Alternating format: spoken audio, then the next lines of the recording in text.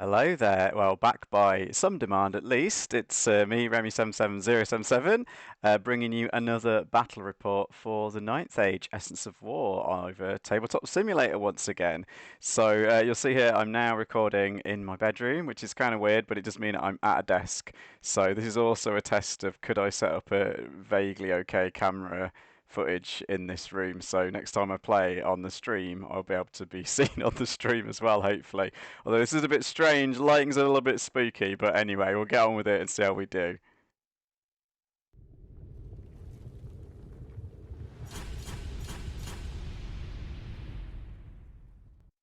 Right, yeah. So as you can see, it's another one. This was streamed live just yesterday night on the Veil of the Ages Twitch channel. A few people dropped in and watched bits of this as we went through it. It was a really fun game.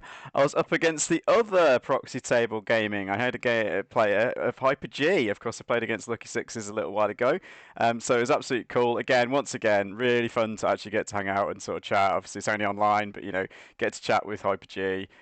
Really cool guys, actually, both of them. So yeah, it was really nice to meet them and have a little chat and a little bit of a game. So on to the game itself. Now we are. Sorry, I chose to play the Highborn Elves, as you can see by this beautiful symbol over here. The blue symbol. Hyper-G is playing the Undying Dynasties, who we're not sure. Again, this is all playtesting games, so although we've got a pretty good handle on these things, we think the patrols are reasonable. We are always checking on things for terms of balance and things like that and rules. So we'll see a few interesting interactions on that front in this battle later on. But yeah, the Undying Dynasties, we're not sure. Maybe they're a little tad weak, and maybe the Highborn Elves maybe a little tad stronger. But we'll see anyway. So if I was going to pick a favourite going in, I haven't talked about Undying Dynasties at all on this channel before. This is their list taken straight from the Essence of War rulebook, the currently available alpha version, which does include the Undying Dynasties patrol. They do have, like most of the patrols do, a wizard character who can cast some spells. This is a Death Cult Hierarch who has a bunch of spells, actually 3 spells. We'll get into those a bit later on. We've got some archers, skeleton archers, of course, because everything's skeletons. Um, Only 10 of those though, and they only hit on a 5 up. But they have this special rule that they always hit on a 5 up, so they ignore range, moving, cover, all that kind of good stuff. So they're never particularly powerful, but neither do they particularly fail either. So I'm not a fan of these rules, but this is the way Ninth Age is going, so it's all good. And to be honest, it's a pretty minor thing when it comes down to it in these games. We then have the skeleton chariots. The chariot. There are 2 of those guys. Their impact hits aren't super powerful, and again they have bows on these guys as well. Only a couple of shots, but better than nothing. And they have a couple of attacks. The guys on the top, they got a bit more powerful in melee. But really, they kind of rely on the charge because they only get these impact hits if they charge, right? So not a super powerful unit unless they get a charge off. Basically, it's the way they work. However, a very powerful unit either way round is the final unit. These are called Shabtis. These are kind of some kind of big, big monstrous undead. Don't quite know what they are, to be honest. I've not read much about these guys, but yeah, they're big. Big shambling guys with big blades, and they're pretty nasty. These guys got fairly fast movement. They're on 40mm bases. Only 3 of them, thankfully, but they've got 3 hit points each. Resistance for armor 3, and they got 3 attacks each. Strength 5, AP 2. They're pretty good all round. And the other important rule that will become very important in this battle is this undead special rule. That means that none of you guys can ever flee away from being charged, which is not great. But it does mean that you do not ever take panic tests, you don't ever take break tests. This all sounds a bit busted, right? But the important thing is they can only march if they start within 12 inches of their general. And also, if they lose combat, they crumble is what the colloquial term for it that we were using in the game, which basically means every point they lose combat by, they lose another guy. So they never run, but the more you beat them in combat, it's still bad for them, right? Because they're still losing more people from the unit. So pretty fun little rule there. I'm playing then obviously the newly released Highborn Elf list, which we have seen before. But very quickly, if you haven't watched my other videos, Mage, Spellcaster, and General. does give generals discipline to the citizen archers, which is better for, and the highborn lancers actually. But the flame wardens are kind of like their elite infantry unit. 15 of these guys, really tough. Highborn lancers a little bit like the counter for the chariots in a way, because they both need to charge. Although these are a lot faster, so that they have that maybe get an advantage, but they're not super tough unless they're charging. And again, 3 spells, so it's a battle of the triple spells up against each other. Um, the elfish spells that we've seen Scorching Salvo before hits a big area effect around the wizard. Know thine enemy buffs the offensive skill, defensive skill, and agility of one of my units. Truth of Time speeds up, basically gives them all the random movement rolls become much more improved on that unit. So if they're charging or pursuing or even fleeing, they go extra speed basically.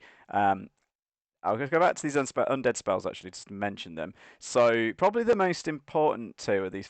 Well, one's a damage spell, which kind of works like it's a little bit different actually. So it's kind of like a picking out a character kind of spell because it does D3 hits only, but they wound automatically and no armor save. But they can also pick out so if a character does need line of sight, but essentially if you get that on a character, that's pretty scary. If you get it on a large unit, probably not doing very much. D3 hits could be scary against some of the Highborn Elf units, but on the other hand, like most of them have some reasonable armor, so they're fairly well protected against Fate's Judgment.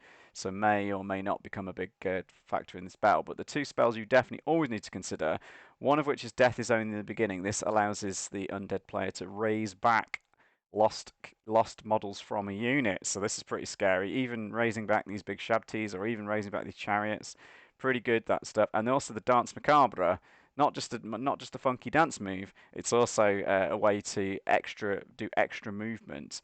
So you can potentially get a lot of movement off with these guys. Which again, if you're trying to maneuver to get a charge with your chariots or your Shabtis, very important. Also, the archers with that additional rule that they could always hit on a 5+, no matter how much they move. Well, they can't march and shoot, that's for one, but nothing's stopping you casting Dance Macabre on them and still shooting. I've had this trick played against me once before. I've only played against Undying Dynasties once before, and this trick was used on me by my opponent. I was like, that's pretty cool. So something to watch out for. This was the map, similar map before.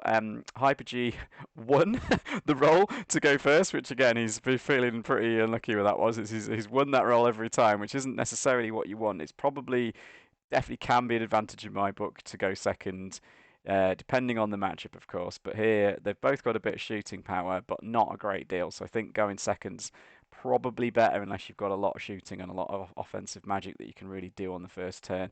But Hyper-G chooses to deploy on this side, which again, I've talked about this map before. I kind of agree with it. This wood is in such an advantageous position, and the hill's slightly farther forward, which can be good or bad. The center point of the battle objectives around here, which does actually extend to the south of this hill, which will become important later on in the battle. And that obviously leaves me stuck with this side, which is still, again, they're fairly even. I don't want to make too much about the map because I don't think there's a huge advantage to be gained from either side. But we'll see how Hyper-G deploys it. He drops like this, and I was actually really impressed by this deployment, actually. I think things to note here. Well, we'll see on the overhead. I'll discuss it a bit more. But then I had to think about how to counter deploy against that. And I was really thinking about this one, perhaps a little bit too much, being a bit try hard, but you know me, that's what Agoners is all about. So yeah, try to win, of course. Yeah, but play fun, but play fair, but you know, try your best. That's the Agoners way. So yeah, I was trying to find a way to take an advantage of this deployment, and actually I couldn't really find one, so I ended up deploying like this. And I'll show you why. But just a quick look at these are the Antohammer ones on these really nice miniatures here. We've talked about the paper models before, so yeah, definitely if you like the look of these guys, you can get them, print them out, get them in real life if you want them as well. Very tasty. So onto the overhead map. I can even speak. That was that is the deployment. There's a slight angling. Is that right? Maybe we've started to move, actually. Yeah, that's not quite right. So we've started to move.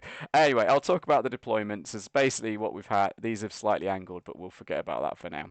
Um, so yes, the the um, the archers have set up in the wood, which is further back, obviously, before we moved them, which is a great position for them to be, as we've talked about before. They can advance into the wood, maintain being in cover, but can still threaten to move into this objective zone in one movement phase, basically. So it's a really good location for some archers, especially if you're going to get counter-fired. Now, why would I do this anyway? So what I've done a couple of things. I looked at, excuse me, getting a little bit crazy on the keyboard there. So yeah, so what I've did, this is my front line. I haven't moved yet, obviously, on this shot.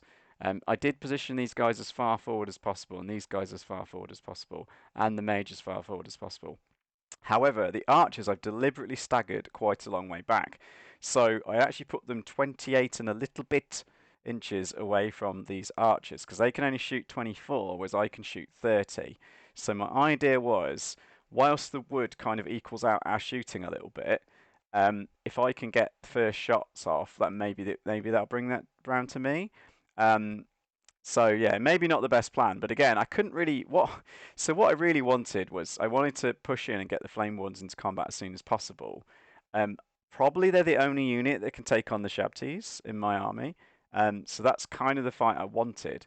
But due to the way Hyper-G had set all this up, I couldn't really find any way to kind of like get into the fights I wanted. Everything was covering each other.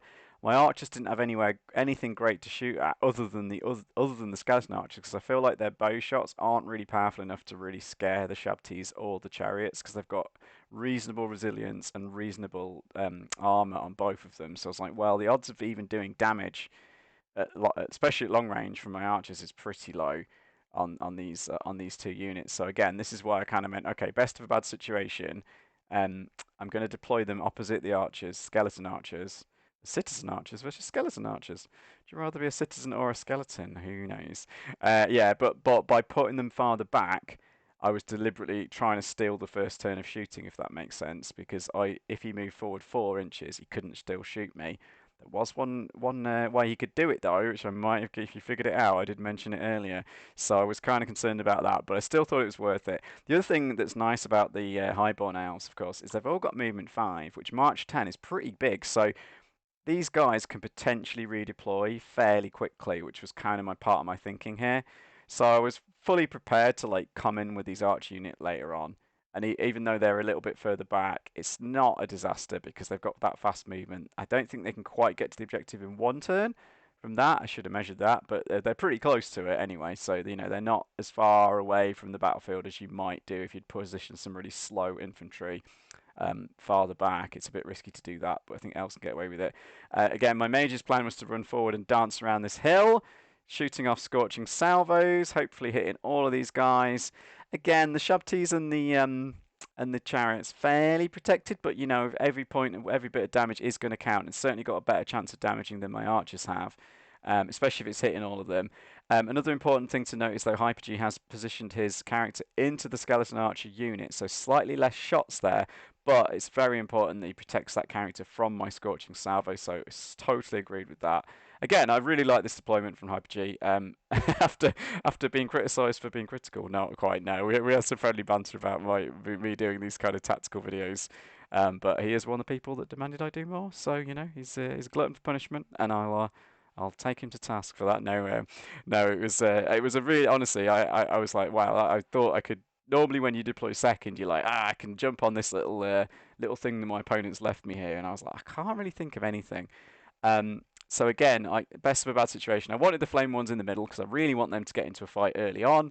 I think they can take the chariots pretty easily. I think they could probably they'll go toe to toe with the Shabties. I think they'll win over time on the Shabties. It will matter what spells are going off. Like if he's bringing back wounds on them with his Death is Only in the Beginning spell, if I can buff them with one of my combat buffs, like that could all affect that. But overall, they're probably going to win, and that is another advantage that we see in Essence of War. Actually, if you've got the one single most powerful melee unit, right, it does allow you to dictate the battlefield a little bit, and that can be quite hard to play against because, as I say, these undead units can't really take on these flame wardens one on one.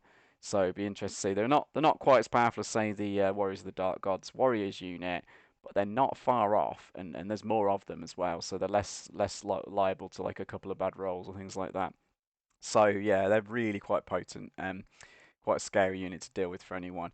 Maybe you'll try and whittle them down with some shooting and magic and things. That's kind of what I was expecting. Incidentally, you'll notice also in my setup, I did not put my wizard into the archers, even though that there's that death is only the beginning spell. Now that was an advantage I could see from Hyper-G having to deploy first. If I had to deploy first, I might have ended up putting my mage in with my archers. But because I'd seen that this Death Cult Hierarch was all the way in this corner, I thought, well, if I deployed down here, like it's the spell only goes 18 inches, so he's unlikely to be able to get within range on the first turn, and then I can hide behind the hill. Like maybe he gets one off, but like I'm pretty safe from that spell. I thought anyway, because I've got this hill to use as cover for my mage. And again, with that spell not being relevant, I thought I can safely maneuver with my wizard because the Death Cult Hierarch needs line of sight for its offensive spells, whereas I do not. So yeah, this hill's a big advantage. Anything that blocks line of sight. Good news for the mage, bad news for the Death Cult Hierarch in some ways. In terms of damage spells anyway, the other spells they can cast on their own units freely, but I'm not so scared about those. Not I can't do much about it other than try and stop them. And again, what I really wanted was the Highborn Lancers kind of charging in the front of the maybe the chariots they could win. I want to prevent the chariot charge, but I'm not. I'd happily take it on the flame ones if I have to.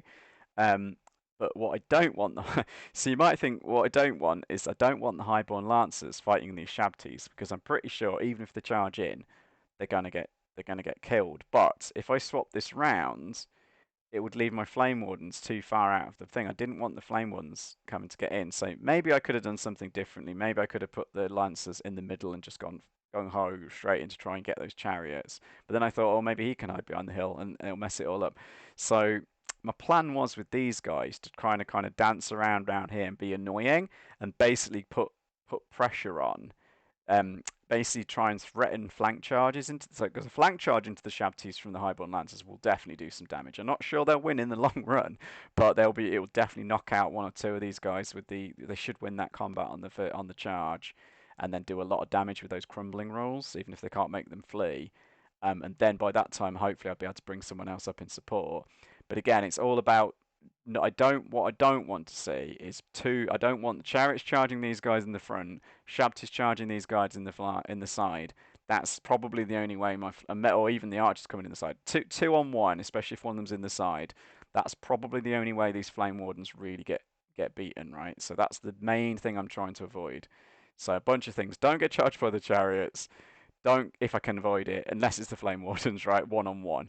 And yeah, so that was my setup. So it seems a bit weird to maybe put my Highborn Lancers opposite the unit they don't want to fight, but it's all about trying to keeping them busy. Like if I can threaten them, and these have got a long threat range, I can charge farther than these Shabties. So that's all about causing a threat with these rather than actually really using them. They're just there to kind of let the Flame Wardens do their work, was my plan. And we'll see how it goes. So we have seen the movement here. This is the movement phase of Hyper-G. So he did move up 4 inches with those skeleton archers, so they are just out of range of my archers, although he could fire at my flame wardens, but these are a lot better armored and protected from bow shots. He's slightly shuffled forward and around with both these units, so not a huge amount of movement on the first turn. So I'll say this is pretty much as he deployed, just advanced forward about 4 inches with both units, and a slight bit of angling. You can see the arc was here. The Shabti's quite cleverly positioned there with the arc, able to see around both sides of the hill. We will go to the magic phase, and unfortunately for me, we got a 4 plays 2, and yeah, what we then saw, he rolled an 8, no, 10 on 2 dice, and I tried to dispel it anyway because this was a Dance Macabre on the skeletons, archers, and yeah, despite me attempting to dispel it with everything I could, I failed to do that, so bad rolling straight away, Dance Macabre. The skeletons only use that to move forward that little extra, like half an inch, because they wanted to stay in the cover. Yeah, RPG was quite clever about this one. We did talk a bit about this, and like, okay, so if I move forward like 0.3 of an inch, like I could be within cover because over half the front of the unit's still in cover, which was important because if you move forward too far, he would come out of the cover. But if he moved forward not enough, he wouldn't be in range, and he needs to get the back rank into range as well to fire all his shots against my archers, which is what he's trying to do. And he did position them exactly correctly, so perfect stuff here. This range here, however, that's an 18-inch range. That's his other spell, which Hyper-G kind of forgot about that, I guess, because yeah, unfortunately, he used 2 dice on Dance Macabre, and then wanted to use 2 dice on the other spell, but he was out of range, so he actually ended up kind of not using his 2 dice. It didn't matter anyway because he cast his spell off and I failed to dispel it, so nothing happened there. Bit of shooting time. The chariot shots go into the flame wardens and do absolutely nothing. And the skeleton archers open up on the citizen archers and only do 1 wound. I think I might have rolled an armor save there, or maybe just not. I mean, they only average like 1.5 wounds or something like that, because it's 5 to hit. They've only got 9 shots, not the 10, because of the Death Court Hierarch being in the unit, and he hasn't got a bow, so that's a bit of a downside to them. Yeah, so 9 shots, 3 should hit, and then yeah, 1.5 wounds, and I've got 6 of armor, so a bit below 1 wound is between 1 and 2 wounds is average. So 1 wound, all right for me. I'm like, okay, fine, whatever. Lose a citizen archer, not too worried about that. They are actually in range of my general right now as well. This is 12 inches, believe it or not. That was measured carefully. So onto, I think that's it for Hyper-G. Onto my turn. I advance up like this. So my plan was to kind of try and shoot again. My citizen archers don't feel like super useful in this game. My mage runs forward the farthest because, again, all I need to do is get out of line of sight. None of these guys can charge me. No spells, no shooting, nothing. My mage is really sitting pretty here behind this hill. And also, 18-inch range of my own Scorching Salvo is now hitting all of these units. Absolutely beautiful. So again, this hill, like, super good for a mage with Scorching Salvo, to be fair. Now, the reason these guys didn't move up as far, I was basically measuring the charge ranges. I gave this, I think this is a 9-inch charge, because whilst I'm happy to take that charge, at this point I'm thinking, well, a few Scorching Salvos wouldn't go amiss, right, first. So there's no point the Flame Ones immediately, like, taking a charge from chariots, especially, like, outside of the objective area, or, like, as I say, maybe I can win the charge against them as well, because they've only got movement 8, these have got movement 5. It's not within the bounds of impossibility that I can set them up. So what I've done, I've set them up, I think it was a 9-inch. So I was kind of trying to tempt Hyper-G into taking that 9, hoping that they'd fail the charge, and then maybe I can charge them, because that's the best way. So giving them a 9, so there's a possibility, but the odds are in my favour. And even if it goes wrong and they do get into the charge me, I'm like, well, I'm not too annoyed about that, because I do think they'll win that, especially over a few rounds of combat, right? And this will be early in the game, so they'll definitely have time to win that fight, right? And they'll be well away from the Shabties, and nothing else will be joining that fight there. It'll just be Chariots versus Flame Wardens. And these guys, again, did exactly the same thing with the Shabties. This time I've left an 11-inch charge. I'm also angled them slightly up this way because I really want to see some lines of sight. So I want to make sure if the Shabties come over here or the Chariots come over here, I'm trying to threaten a flank charge with these Highborn Lancers. It's not the best positioning, I wouldn't think, but at least it's kind of doing what I plan to do, so I'm fairly happy with that. Yeah, so anyway, so that was my setup. So I've left him an 11-inch here on purpose, and a 9-inch here, trying to goad Hyper-G into taking those charges. We go to the magic phase, of course, next. Only get the 1 card, so it's 3 plays 2. Thinking, fantastic, that's no problem. 3 dice Scorching Salvo, here we go. Nope, 1, 1, 4, 6. Don't even cast it. So Hyper-G doesn't even have anything to dispel. Excuse me, just getting a little bit of water as I am talking at a rapid pace as usual. So yeah, very disappointing magic phases so far for me. Didn't manage to dispel anything in turn 1, and didn't manage to cast anything in my turn 1. So yeah, not very good there. But my shooting next, so my archers do shoot his archers, and I think I equally do 1 wound. So again, I'm on 5s as well, unfortunately here, because he is in the cover and it's long range, and I did not move. So -2, 3s to hit normally with elves, but down to a 5 to hit. So turns out skeletons in a wood, very good news for them, and yeah, didn't do very much back. So in we go.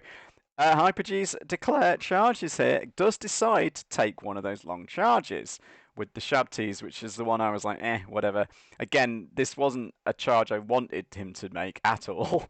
Like, I really don't want him to make this 11, but I'm happy to, like, take the chance of it happening, and then maybe I can charge. The problem is I don't want to charge him back with the Highborn Lancers anyway, so maybe I'd have been better off moving back a bit further. But again, I'm trying to set up some nice angles for them to cause threat. Like, he's got to be very careful. Like, if he swings his Shabty round to go into the Flame Wardens, I'm wanting to threaten their flanks. So again, I'm trying to get the right angle and right positioning, but only leave, like, the lowest risk. So Yeah, and I decided to hold because I'm like, well, hopefully you won't roll an 11. Like the chances is like hugely in my favor. Obviously, 11 on 2 dice, pretty unlikely. Um, but you know, it's a chance. And Hyper-G has obviously considered this and has realised, you know, that's pretty much where I want my Shabties going anyway. Um, but again, also if he did make this, it would draw the Shabties quite a way out of the objective zone.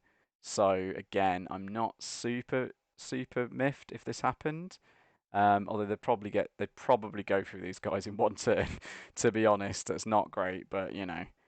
Anyway, we'll see how it goes. And yeah, he does only roll a 4-inch movement. So I think he rolled a 6, needing 11. It was a 4 and a 2, so he moves forward 4 inches, but has to go towards the Highborn Lancers. So that was the charge phase. That was that. So again, all right with that. And then he moves up a little bit. Again, we can see the range. So unlike what I was hoping, Hyper-G did not risk his charge with his chariots. He was instead like shuffling up a little bit. The archers have stayed still though, of course, because they're happy with their positioning already. So again, he's just moving up, trying to make sure he can get easier charges next turn. But again, I'm not too bothered about that because I reckon these flame wardens will happily take the charge in the chariots if they have to. They're one of my units that can. Like these two would get absolutely whooped by them on the charge most likely, so I wouldn't like that. But yeah, receiving a charge from chariots never a fun thing. But if anyone can do it, flame wardens can do it. All right, so Mrs. Mage is happily protected, of course. There's nothing RPG can do about that. Um, could have maybe not declared that charge and maybe nudged the Shabti onto the hill. That would have been a very interesting move to make there actually. Because even if, like as we've seen before, even if one of them just like peeks the corner of the base onto the hill, that obviously would have allowed the flame ones to charge them, which is not maybe what he wants, but it would have threatened the mage. I mean, I'm not sure, but yeah, probably not. I think actually, yeah, looking at it, actually, Hyper-G's probably done a sensible thing here. Obviously, the risky charge or not, but you probably don't want to put the Shabties on the hill because you're risking both the Highborn Lancers and the Flame Wardens both going in on them, which probably would not be good for even Shabties. So yeah, onto the magic phase. We get a really loaded dice this time. Does manage to. Oh, I think he cast Death is Only in the beginning to start with, and I let that one go because he could only bring back one skeleton archer, right? So I was like, yeah, whatever. And the spell I was more interested in stopping was in fact the Dance Macabre because I was concerned about what he might be able to do with the Shabtis, right? So yeah, so Death is Only in the beginning. Yeah, that brings back one skeleton. And yeah, once again, I rolled terribly. 4 dice plays 3, and I still managed to roll lower than Hyper-G.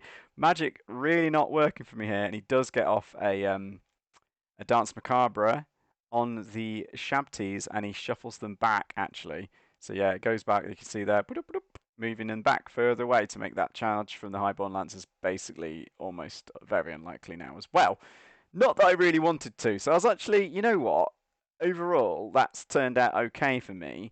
Like the shooting game is I'm kind of losing slowly here, but we'll see. We'll go on to the shooting phase. They all open up on my archers. So here's 2 shots from here and another 9 shots from here. Choo choo choo choo, and he kills 2 this time, which is all right. Not, again, probably about on average.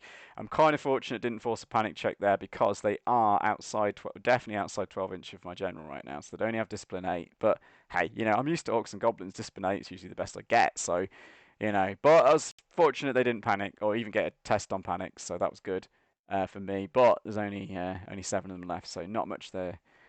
Weakening their shooting power every single time here. I'm kind of losing out. He's just bringing back his skeletons, and I'm losing elves. So, as Hyper-G was very pleased to point out, those elves are not coming back, whereas his skeletons can. So pretty annoying that was. No, it's good stuff. So that was that. So on to my turn. Now, as you probably guess, I'm not going to do any charges in this position because I've already explained why not. So I actually took a couple of shots at this movement. So you'll see here, I actually ended up marking my Flame Warden unit with a marker because I'm pretty sure I was going to have to try a few times to get them in just the right spot. Because what I didn't want to get them charged in the flank than the Shabties, that would be terrible. But I originally moved them much further towards the Skeleton Archers. And then I wanted to move these archers much further in behind them. The problem with that is when I looked at how it all looked after I'd moved them, there was a line of sight for the chariots, to go into the archers. Whilst they have to go up on the hill and then down and then down, they could do it. And as long as you can see your target, you can declare that charge. And then once you've made the distance, it doesn't matter how you get there. You can kind of spin, move forward and spin around and go back in. Even though that would be further, not than the straight line distance is what matters for the roll.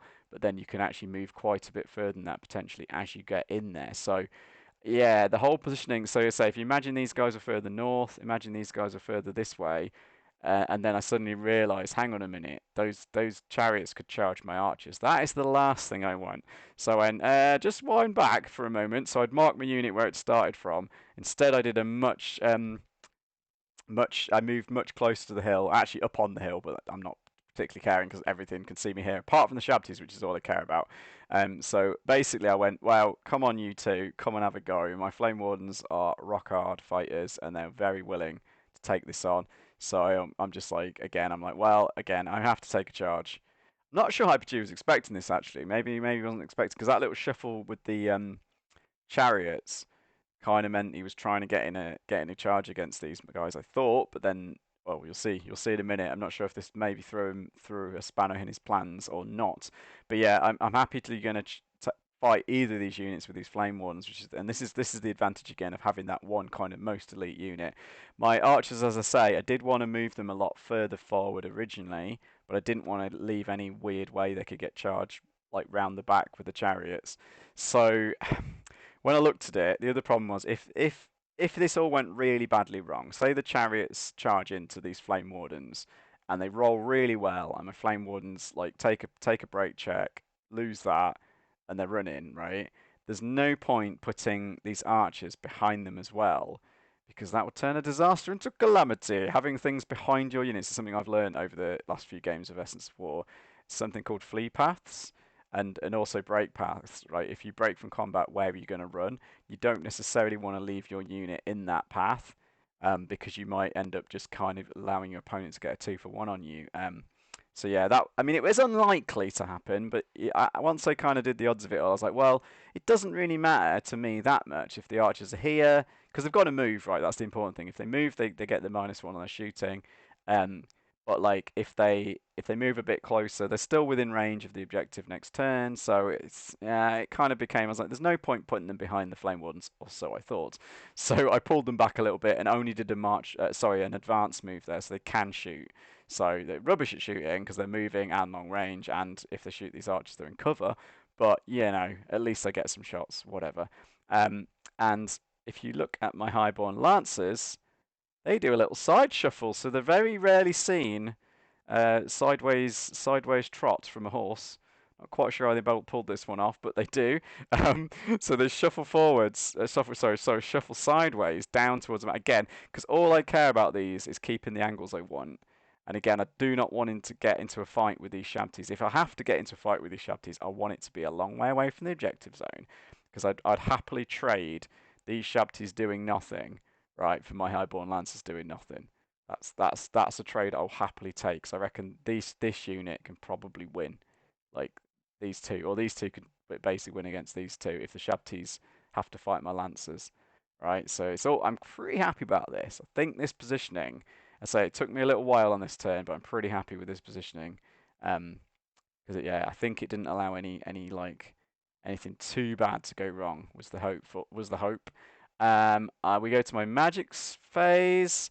Well, here's a funny thing. I thought about casting the Scorching Salvo again, right? But because I was so convinced that one of these units was going to charge into my Flame Ones next turn, I instead went for a max dice. I think it was it was a 4 plays 2, the number 2 card. I went for not the Truth of Time, the Know Thine Enemy spell. I kept getting these spells mixed up during the game, much to everyone's amusement. I kept saying the wrong one. I want the buffy one, the one that makes my guys better in the fighting, because I looked at the stats actually, and it's interesting. So when you improve your offensive skill and defensive skill and agility, right, it only matters relative to the unit you're fighting.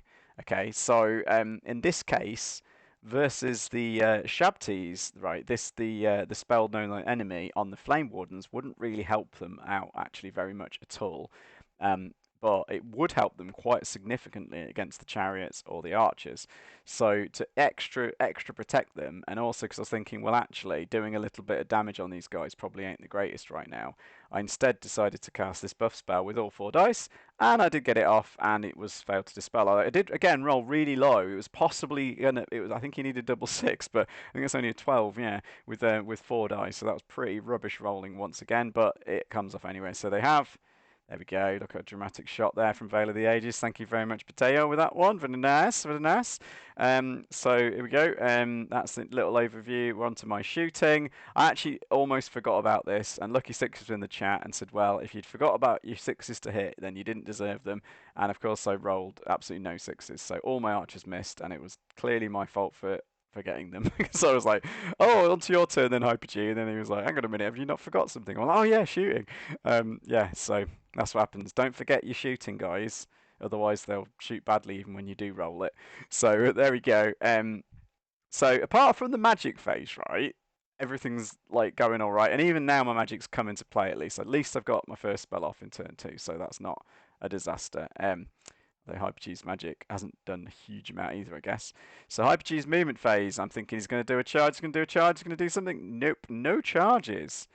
So again, I was chatting on the stream this time, so I knew this would take a little bit of time because Hyper-G was marking his units, figuring out exactly where he wanted to put them. And instead of taking on my Flame Wardens, he did this, which very much surprised me actually. So the way this game felt like it was going, I was trying to this little dance to like avoid his Shabtis doing too much damage. And now it seemed like he's trying to avoid my Flame Warden. So we both kind of got one more. Each of our most powerful units, if you like, would be the Shabtis and the Flame Wardens. We're both trying to dance around each other and not get into, not allow them to fight. So he's done similarly to what I did to the Shabtis last turn, gone out of my arc of sight. So sneaking around the sides of these Flame Wardens, they now can't charge either of these 2 units. Really quite frustrating. But he has gone quite bravely onto the hill here with the chariots and quite a bit far forward. And I'm not sure this was the best positioning. I think I could see what Hyper-G was trying to do, but it gave me a lot of options, as we will see next turn, and I had to think about it. I was like, hang on a minute. So what I think he should have definitely done. Yeah, I'm not sure he had enough movement actually, because his generals start within. Yeah, you have to start within 12 inches to march. So I'm pretty sure those Shanties could have marched. So I'm sure they could have gone further than that. I think he wanted to act. Basically, I think what he's done is right. So they're all they're both angled nicely. So if they get charged in the front, the other one can flank charge. Right. The trouble is, these chariots aren't that tough. And they have and they're up on the hill, so my archers can see them too. My mage can obviously see them. I've got a lot of options of what I want to send in potentially. I think he would have been better off pushing the Shabtis like clearly in front of them, so the Highborn Lancers couldn't get around them. But we'll see in a minute and how this ends up mattering quite a bit. So and the archers actually, his skeleton archers actually moved back. So he's actually backed off a little bit. I think that's trying to make the charge. He's trying to think, well, if these flame ones come in, it's making it a little bit further for them. But, you know, the elves, the movement 5, that's still a fairly easy charge from what I remember. I think it might only be a 7 on the dice on that positioning. But, you know, it's making it hard. It's making it more possible to fail, that's for sure.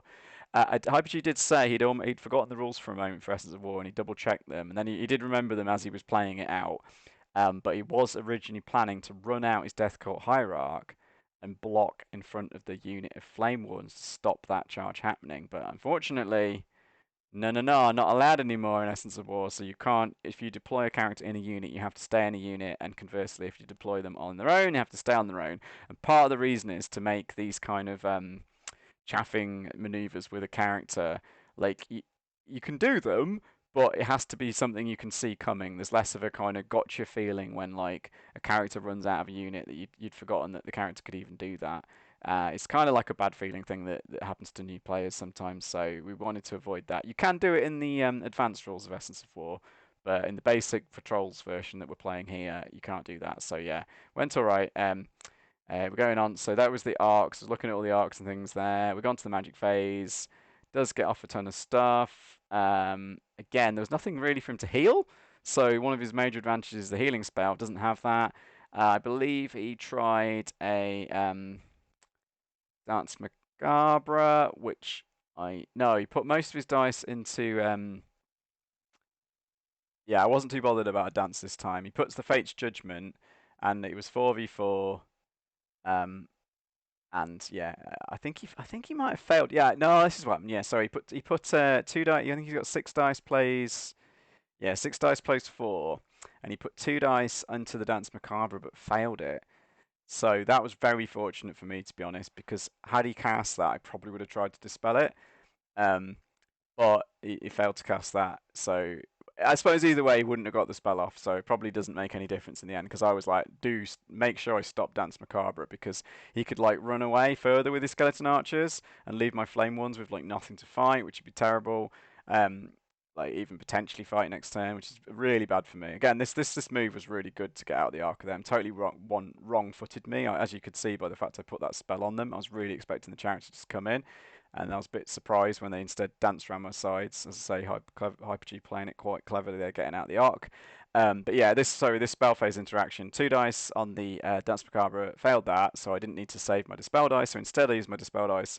4 plays 4 on this one, but again I low rolled it, so again he gets the spell off and did kill one of these guys. So again, one of them, whatever, not too worried about that. So that was kind of fortunate. It's again that Fate's Judgment spell would only be really scary if he could shoot it at my mage, and then I'd be terrified of it.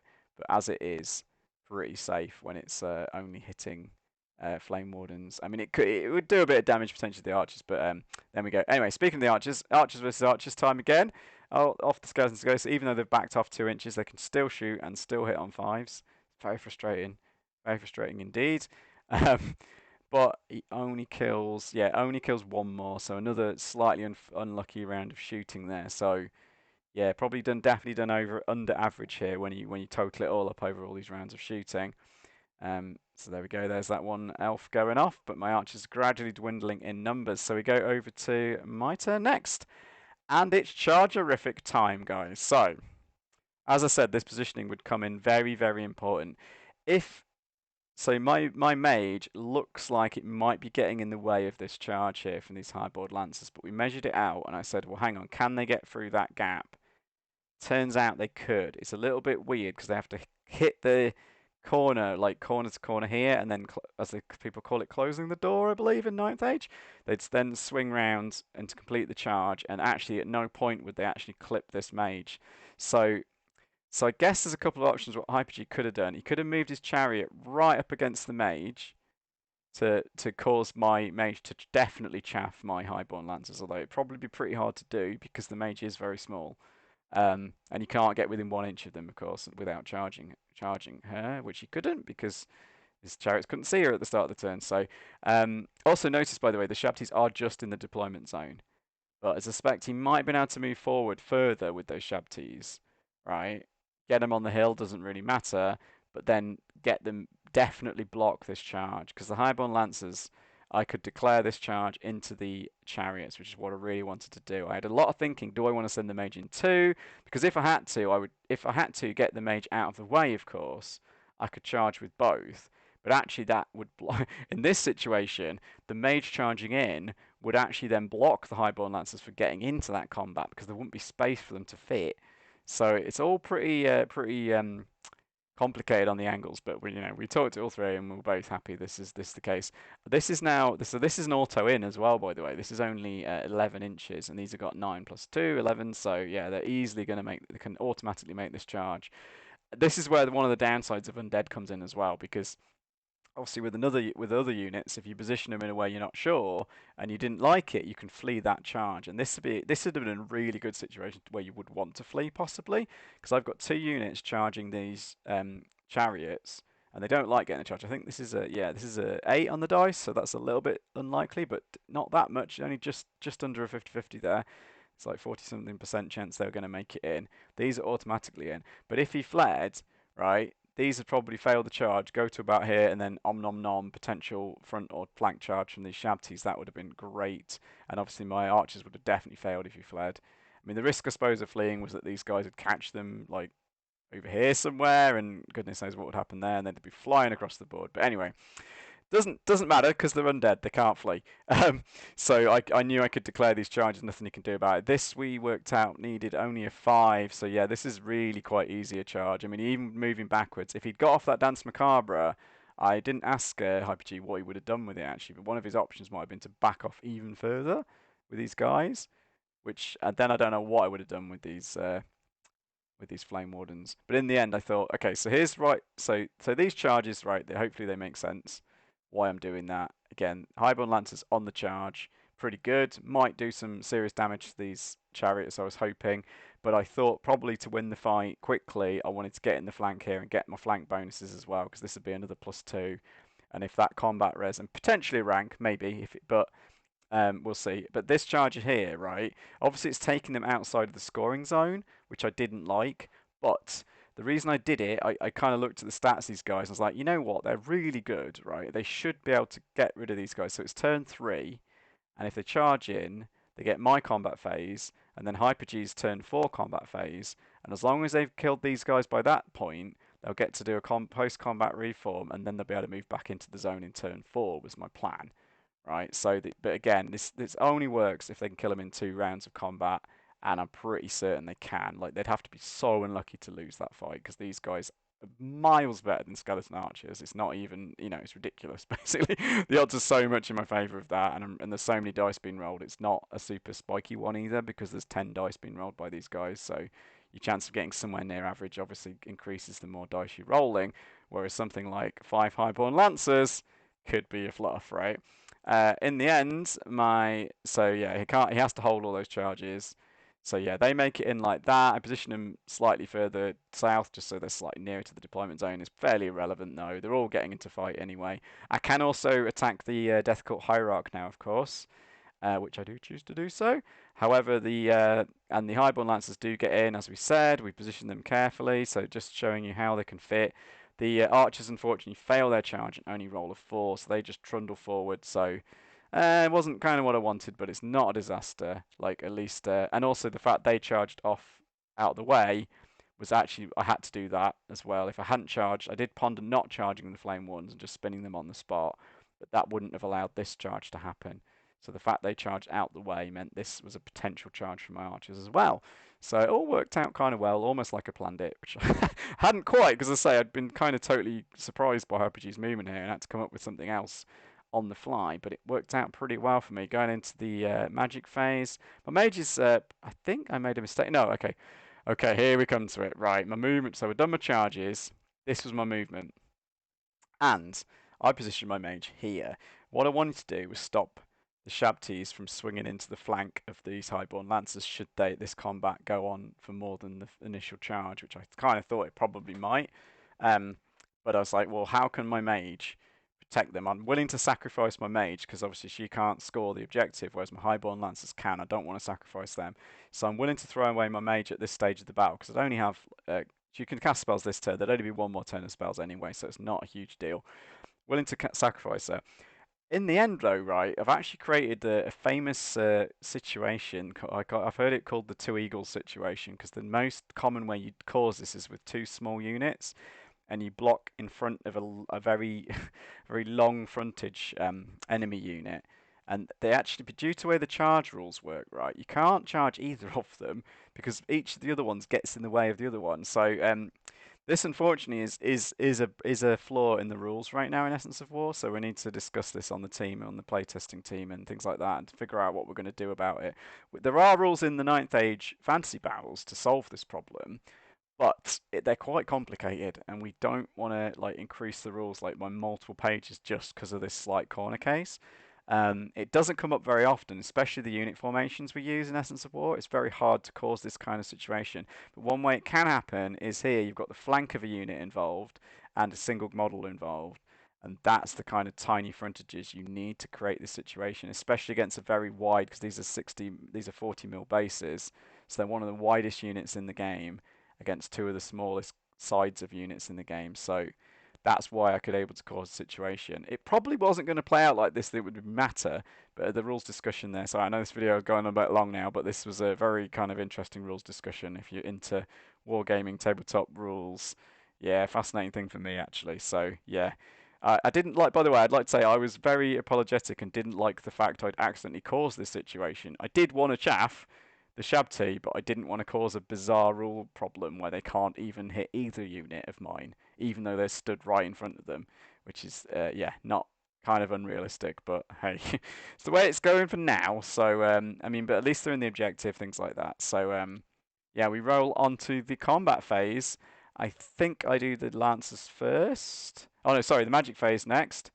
And finally, I believe I get some decent rolls. But then Hyper-G rolls even better and manages to dispel my my spell. I think I was trying to put yeah, once again, because most of my units are in combat, and the enemy units are in combat as well, because of that, Scorching Salvo not very useful here. So again, I tried to use the Know Thine Enemy, gonna get it right again. But again, it was dispelled, and then I had a 1 dice left to try and cast a Truth of Time just for fun, but I rolled a 1. So again, I'm really poor now. So we've got to like turn 3 of magic, and I've only successfully cast 1 spell. So very poor for the magic front. But positioning, I'm quite liking this. There's no shooting, so we go into the melee phase, and this was some pretty good rolling. So I had 5 attacks, 3s to hit. He got 3 hits, but then 3s to wound. I got all of them, and then he had 6 up saves. He didn't roll any, and that is very important, right? Because 3 wounds was from them, from those highborn lancers, was exactly what they needed. Took off an entire chariot.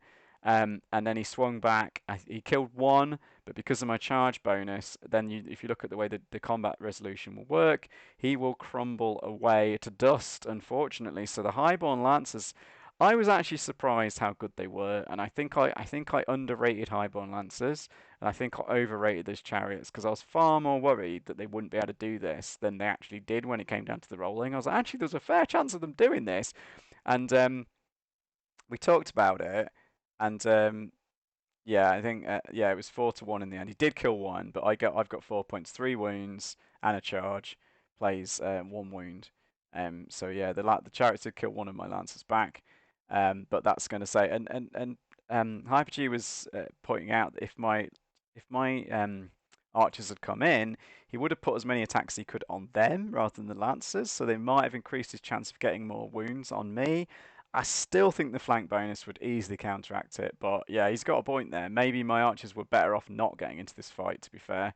So yeah, and again, actually, funny enough, the turn before when I didn't move them further forward, obviously if I had done, this charge would have been really easy. So unbeknownst to me, the fact they didn't get behind the Flame Warden's flee path on the previous turn actually meant that was why they didn't get into this fight. So yeah, but really good for me. Now, I had a very interesting rule. This has never come up for me actually. Honestly, I might sound like I was joking when I said this, but this is my first ever overrun. So one of the rules in Ninth Age, if you wipe a unit out in the very first turn of combat, like this, when you charge in and wipe them, you have to be charging and you have to kill the entire unit off. You can then do an overrun move. So this actually, even though there's 4 of them left, this whole weird chaffing situation, I was like, I'm not going to mess about with that. I'm just going to overrun and get out the arc. So that's what I did. Unfortunately, I rolled really high, and they got out of the objective zone. It's not too much of a problem because I've got another turn left anyway. But that it would have been, if this had been the last turn of the game, that would have been a bit of tragic. But yeah, so that was still overall really important combat. Like that actually probably has decided the game in many ways right now from this position. But we do have another melee fight to go on. I put, I think, as many attacks as I could. I could get 6 guys onto the Death Court Hierarch. I rolled all 6 against him and got exactly 3 wounds. So that was exactly enough to kill him. So it was kind of good in a way. I could put the most attacks on. I then killed enough archers to strip their... I didn't strip their rank bonus, but when it came down to it, and he did kill 1 Flame Warden in return. When it came down to it, yeah, he had... no, he didn't have a rank then, sorry. I think that's right. Maybe he had 2. Anyway, either way, whether he had the rank or not, there was so much combat resolution from the amount of damage I dealt, and the charge, and my ranks, that the entire skeleton archer unit crumbled away in just 1 combat phase. So yeah, again, and actually I'd underestimate how good these elves are in fighting, even though I didn't get that buff spell off on them. Right, they would have won this combat even more easily with that spell on, with no non-enemy. I think the key is right threes to hit because I am terrible at getting lucky on fours to hit with orcs and goblins. I was joking saying like I'm not used to this. Like my orcs and goblins don't usually do any damage. Like literally, it's all about the combat res that I care about. Whereas in this game, I'm taking guys off left, right, and centre, wiping out those archers in one turn, wiping out the chariots in one turn. I've already got three. It's only one unit left. I mean, there's basically no coming back really for Hyper-G here. That's a really big swing. But I mean, again, if the position had been different, right? If those Shabties had pushed in front of those chariots, so my Highborn Lancers couldn't get in like this, it could have all been different because yeah, I wouldn't have fancied the Highborn Lancers against the Shabties at all, and I don't know what I'd have done. So it's all a moot point now. But very interesting to consider the options that might how it might have been different. I think. Um, and yeah, so the game's pretty much swung now, but I've got to play it. We're going to play it out and make sure that we do everything correctly. Go back to where we were, sorry. As we just like to do that, just to make sure anything weird comes up, and just the satisfaction of finishing off every single thing, even if it becomes fairly irrelevant. Because I'll say 3 units to one left, and only one turn left, and no charges available for those Shabties. Like there's nothing really Hyper-G can do about it. Well, there is a charge. We'll talk about it in a minute, but yeah, no way the actual overall objective can be won here for Hyper-G. So it does show again. You saw in my game with Kingdom of Aquitaine, if you can kind of make one mistake, and with only 3 units and only 4 turns, like one mistake can very quickly like turn the game in Essence of War. It's happened to me again a couple of times. I've made one mistake and basically lost a game immediately because of it. So it's kind of harsh in that way, but also probably it's just the way this game's going to have to work because with so few units, right? Like obviously one thing can be critical no matter what you do. So yeah, very good, very important thing to learn. Um, so they just rotate. So yeah, because they killed them this turn. I mean, they'd have been fine if they killed them in the next combat phase anyways. I just needed to rotate these guys, face them this direction now, so they can now move around and get back into the circle, which is what I was worried about. In the end, though, I can easily get in with all my units, and there's not really any way Hyper-G can do anything about it. There's no offensive magic to concern myself about now. There's no shooting to concern myself about now. And because of the facing of these Shabties, again, if they'd been up on the hill facing the other way, who knows, right? Whatever, and maybe cause some panic checks. But there's nothing I can worry about. So Hyper-G does go into the wizard anyway, because that's what he could do.